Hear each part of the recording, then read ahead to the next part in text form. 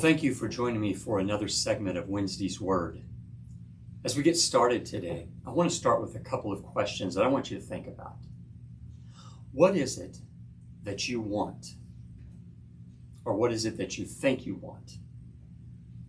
What is it that you need? Or that you think you need? Have you prayed about what you want or need?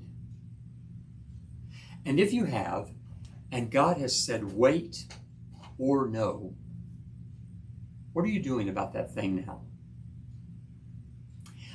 Lately in my reading in the scripture, I've been in the book of 1 Samuel. And there's a situation just like this in the book of 1 Samuel, chapter 8. When we come to chapter 8, the children of Israel want something. They think they need something. And that something is mentioned for us down in verse 6 of 1 Samuel chapter 8. It says, "But they said, 'Give us a king to lead us.'" Now, at this point in the history of Israel, they don't have a king. They have what are called judges. And these are men and women that at certain times in the life of Israel, God would raise them up for just a short period of time overall to watch over his people or to set them free from the bondage to certain nations that they would fall into because of their sin. But they were tired of judges. They were tired of what God had given them, and they wanted something new. They wanted a king. And the reason that they wanted a king, interestingly, is for some of the very same reasons that we want or think that we need certain things. A little further over in 1 Samuel chapter 8, the people said this, "We want a king over us. Then we'll be like all the other nations, with a king to lead us, to go out before us, and to fight our battles." They wanted a king because they wanted to be like everybody else. Every other nation had a king. We want a king. You know, sometimes the reason that we want something, the reason we think we need something, is because everybody else has it. Everybody else says they need it. They wanted and thought they needed a king because of security. They wanted someone to go out and do the fighting for them. This king would be this picture of strength, and they thought it would bring security. You know, sometimes some of the things that we want, some of the things that we think we need, we want them or we think we need them because they'll bring us security, or perhaps they'll bring us peace or joy or something else in our life that we believe is missing. But they wanted a king.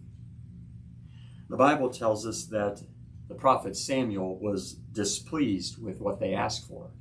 But not only was Samuel displeased, but God himself wasn't too happy about the idea.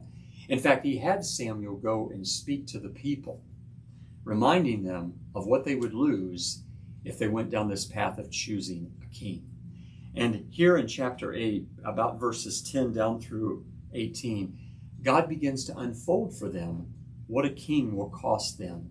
And we're not going to read those verses today, but suffice it to say that it was going to cost them a lot. He reminded them that some of them would lose their children. Their sons would be conscripted into service to the king. Some of them would lose their daughters. They would be conscripted into the king's service to cook and care for the troops and provide the food and things that they would need. He talked about the king who would take some of their crops, some of their animals, all of their hard work, but part of it would go to this king. God didn't want them to have a king. God told them what a king would cost them. But in the end, they wanted a king. It says, "But the people refused to listen to Samuel.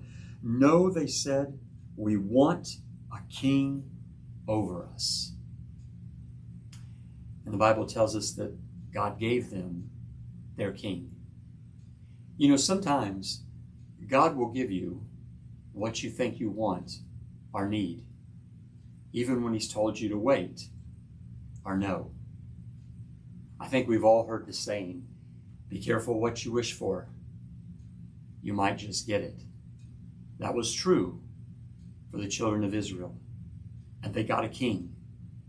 His name was Saul. If you know the story of Saul, unfortunately, things did not go very well, not only for Saul, but for the children of Israel.